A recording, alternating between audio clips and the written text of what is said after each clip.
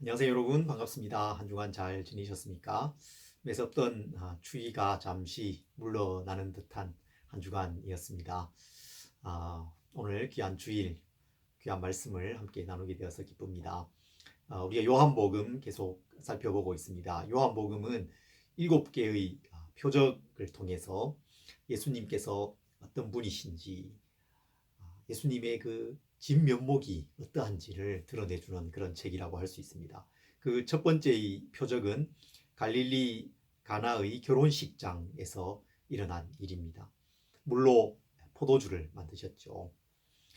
이제 우리는 그 첫 표적에서 시작해서 마지막 7번째 표적에 와 있습니다. 이 마지막 표적은 베다니의 장례식에서 일어난 일입니다. 참 의미심장하죠. 인생 최고의 날, 결혼식에서 시작된 이 예수님의 표적 사건이 인생의 그 마지막 순간, 그 인생을 마감하는 장례식에서 마무리됩니다. 결혼식이든 장례식이든 예수님께서 주인이십니다. 우리 인생의 기쁜 일, 슬픈 일, 힘들고 아프고 어려운 일, 그 모든 순간 속에 예수님이 계십니다. 예수님이 필요합니다. 예수님이 그곳에 계셔야 합니다. 예수님이 계시면 그곳에 놀라운 일이 일어나는 거죠. 놀라운 변화가 일어납니다. 포도주가 부족했던 그 결혼식장에서 물로 포도주를 만드셨습니다. 장례식장에서는 더 놀라운 일을 주님께서 행하시죠. 우리 함께 오늘은 베다니의 장례식장으로 가보려고 합니다. 요한복음 11장 17절부터 35절 말씀입니다. 예수께서 와서 보시니 나사로가 무덤에 있은지 이미 나흘이라. 베다니는 예루살렘에서 가깝기가 한 오리쯤 되매 많은 유대인이 마르다와 마리아에게 그 오라비의 일로 위문하러 왔더니 마르다는 예수께서 오신다는 말을 듣고 곧 나가 맞이하되 마리아는 집에 앉았더라. 마르다가 예수께 여짜오되 주께서 여기 계셨더라면 내 오라버니가 죽지 아니하였겠나이다. 그러나 나는 이제라도 주께서 무엇이든지 하나님께 구하시는 것을 하나님이 주실 줄을 믿나이다. 예수께서 이르시되 내 오라비가 다시 살아나리라. 마르다가 이르되 마지막 날 부활 때에는 다시 살아날 줄을 내가 아나이다. 예수께서 이르시되 나는 부활이요 생명이니 나를 믿는 자는 죽어도 살겠고 무릇 살아서 나를 믿는 자는 영원히 죽지 아니하리니 이것을 내가 믿느냐. 이르되 주여 그러하외다. 주는 그리스도시요 세상에 오시는 하나님의 아들이신 줄 내가 믿나이다. 이 말을 하고 돌아가서 가만히 그 자매 마리아를 불러 말하되 선생님이 오셔서 너를 부르신다 하니 마리아가 이 말을 듣고 급히 일어나 예수께 나아가매 예수는 아직 마을로 들어오지 아니하시고 마르다가 맞이했던 곳에 그대로 계시니라. 마리아와 함께 집에 있어 위로하던 유대인들은 그가 급히 일어나 나가는 것을 보고 곡하러 무덤에 가는 줄로 생각하고 따라가더니 마리아가 예수 계신 곳에 가서 배엎고 그 발 앞에 엎드려서 이르되 주께서 여기 계셨더라면 내 오라버니가 죽지 아니하였겠나이다 하더라. 예수께서 그가 우는 것과 또 함께 온 유대인들이 우는 것을 보시고 심령에 비통히 여기시고 불쌍히 여기사 이르시되 그를 어디 두었느냐. 이르되 주여 와서 보옵소서 하니 예수께서 눈물을 흘리시더라. 아멘. 오늘 말씀은 예수님의 7번째 표적, 바로 죽은 나사로를 살리신 사건입니다. 이 표적은 가장 마지막에 위치하는 점에서도 중요하지만 가장 강력한 표적입니다. 이후에 유대인들이 예수님을 죽이고자 하는 그런 반응을 보이고 또 요한복음의 흐름이 그 내용이 예수님의 십자가 죽으심과 부활 사건으로 자연스럽게 이어져 가는 것을 볼 수 있습니다. 이 요한복음의 흐름상에서도 이 사건은 매우 중요한 사건이라고 할 수 있습니다. 나사로가 병들었다는 소식이 예수님께 전해집니다. 그 소식을 들은 예수님께서는 즉시로 나사로에게 가지 않으시죠. 이틀을 더 그곳에 머무신 후에 나사로에게 가셨습니다. 나사로에게 가시기 전에 예수님은 이미 나사로가 죽었다 하는 것을 아셨습니다. 그래서 나사로를 깨우러 가자, 다시 살리러 가자 하는 의미였죠. 그렇게 말씀하십니다. 예수님께서 베다니의 나사로의 집에 가시자 아직 마을 안으로 들어가시기도 전에 마르다가 달려 나왔습니다. 마르다는 항상 다른 사람을 대접하고 또 맞이하는 그런 일에 훈련되어 있는, 준비되어 있는 그런 사람이었죠. 마르다는 예수님께서 계셨더라면 오빠가 죽지 않았을 것입니다. 그렇게 말합니다. 이때 예수님께서 아주 놀라운 선언을 하시죠. 나는 부활이요 생명이니 나를 믿는 자는 죽어도 살겠고 무릇 살아서 나를 믿는 자는 영원히 죽지 아니하리니 이것을 내가 믿느냐. 나는 부활이요 생명이다. 그렇게 말씀하셨습니다. 그 말씀을 들은 마리아는 주여 그러하외다. 주는 그리스도시요 세상에 오시는 하나님의 아들이신 줄 내가 믿나이다. 그렇게 고백합니다. 정말 멋진 고백을 하는 거죠. 담대하고 놀라운 고백을 마르다가 하고 있습니다. 그런데 그런 대화가 오가는 그 시간에 마리아는 여전히 그냥 집에 앉아 있었습니다. 20절에 보면 마르다는 예수께서 오신다는 말을 듣고 곧 나가 맞이하되 마리아는 집에 앉았더라. 여전히 집에 앉아 있었습니다. 마리아가 그냥 그렇게 집에 앉아 있는 그 모습을 우리는 이해할 수 있습니다. 마리아도 나가서 맞이해야 된다는 것을 알고 있습니다. 모를 리 없습니다.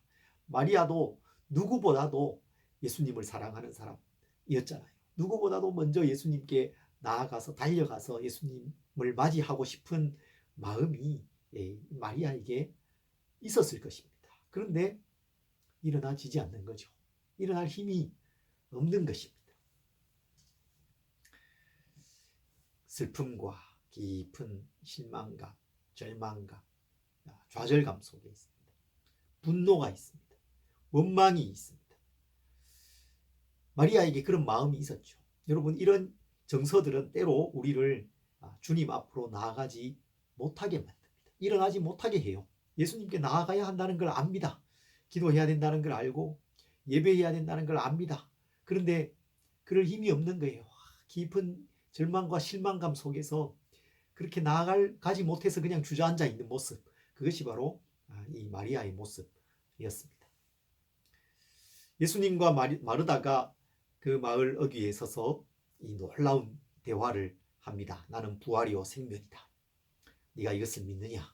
내가 그것을 믿습니다. 이 세상에 오시는 하나님의 아들이신 줄을 내가 믿습니다.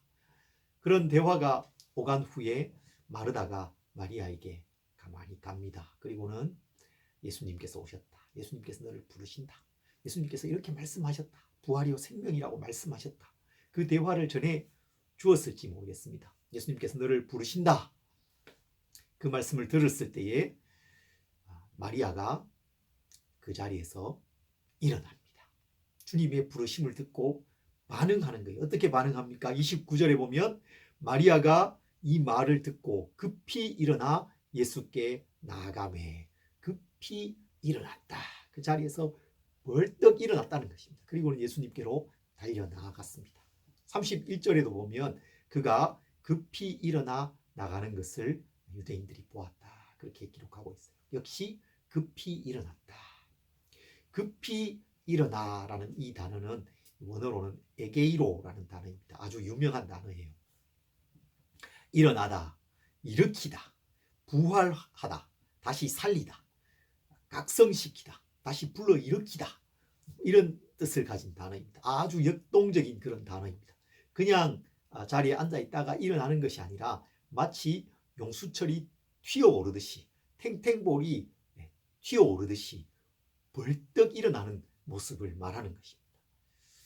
에베소서 2장 5절 6절에는 이 에게이로라는 단어가 사용되는 아주 중요한 말씀인데 이렇게 말씀하고 있어요.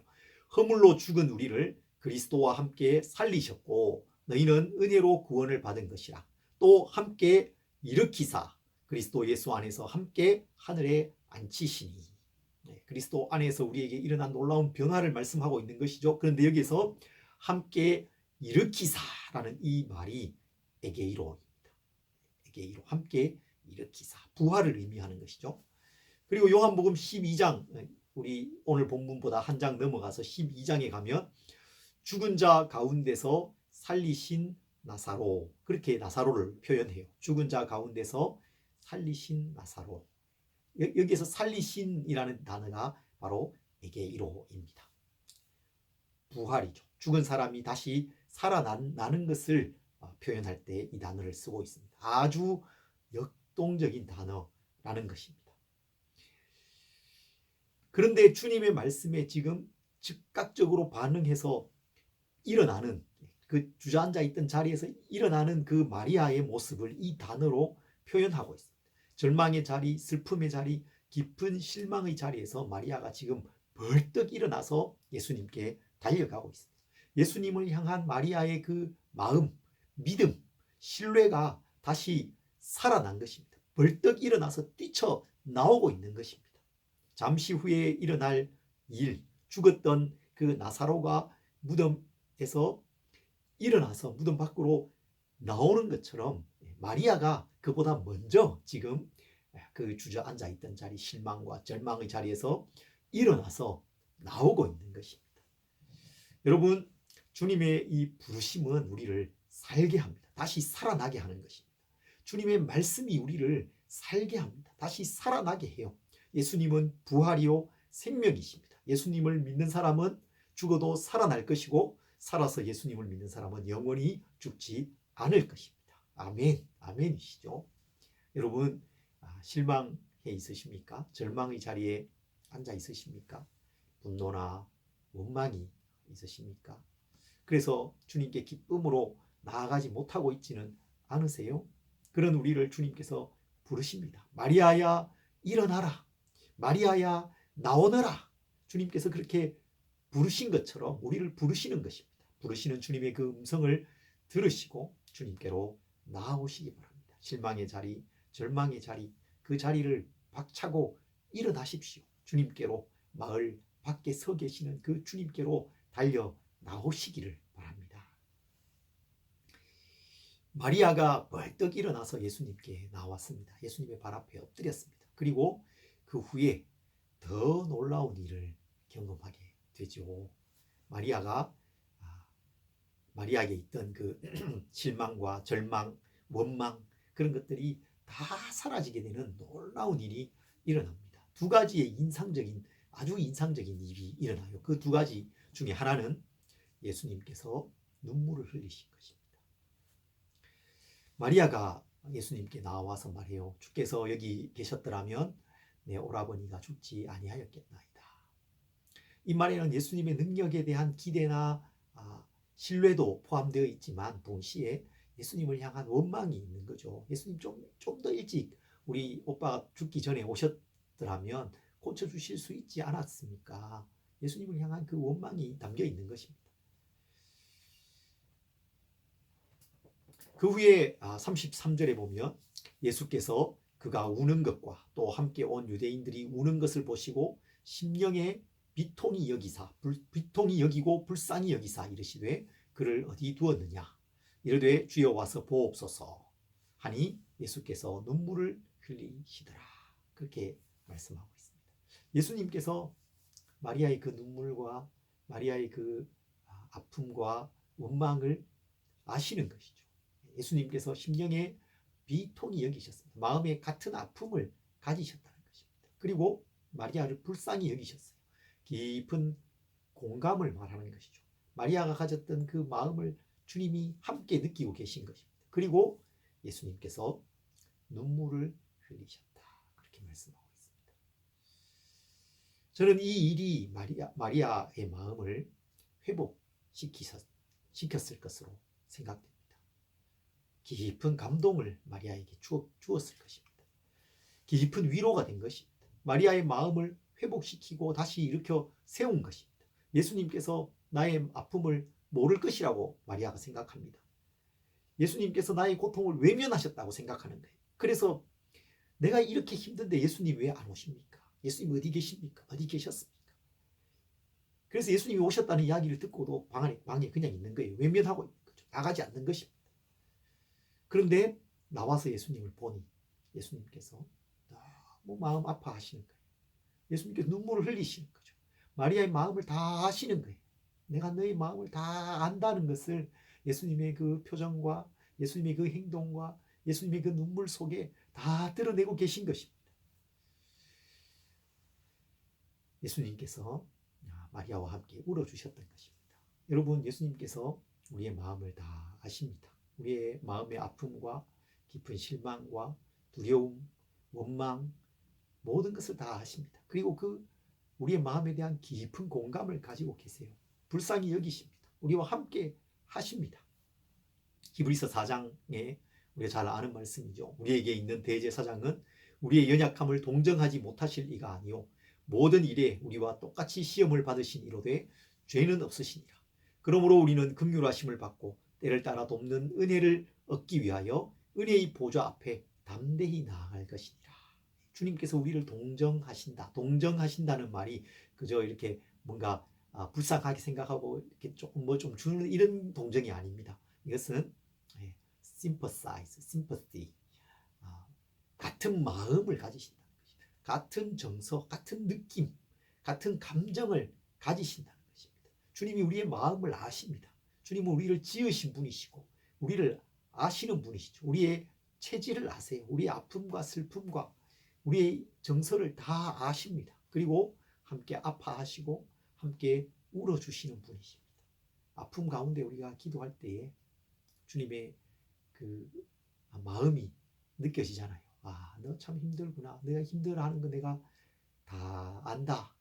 그 마음이, 주님의 마음이 이렇게 다가오면, 전해지면 여러분, 그것보다 더 큰 위로는 없는 것입니다. 주님이 다 아시는 것. 그 깊은 공감의 눈물을 주님께서 흘리셨습니다. 예수님의 그 눈물은 단지 슬픔의 눈물만이 아니었죠. 그냥 유족들 이렇게 안아주고 악수하면 손잡아 주시면서 위로하시는 그런 정도가 아닙니다. 예수님은 나사로가 죽었다는 사실을 이미 아셨어요. 다시 살리실 것도 알고 계십니다. 그럼에도 불구하고 마리아와 그 주변 사람들의 그 슬픔에 함께 하시면서 공감하고 눈물 흘려주시는 것입니다. 그 마음을 아시는 것입니다. 그것이 바로 성육신의 마음인 것이죠. 여러분, 우리는 그 주님께로 가까이 나아갈 수 있습니다. 그리고 우리의 마음을 주님 앞에 내어놓을 수 있습니다. 주님, 나의 마음이 이렇습니다. 다 토해 놓을 수 있습니다. 그러면 주님께서 우리의 마음에 깊은 은혜를 주시고 우리에게 쉼을 주시고 평안을 회복시켜 주시는 것입니다. 그런데 그것만이 아니죠. 예수님께서 하신 일은, 예수님께서 마리아를 다시 일으켜 세우셨을 때에 단지 마리아의 마음을 깊이 아시는 것으로만 아니라 놀라운 일을 행하심으로써 예수님의 그 권세와 능력을 드러내어 주심을 통해서 마리아를 다시 일으켜 세우셨습니다. 아주 놀라운 일을 행하시죠. 38절부터 44절에 나오는 말씀입니다.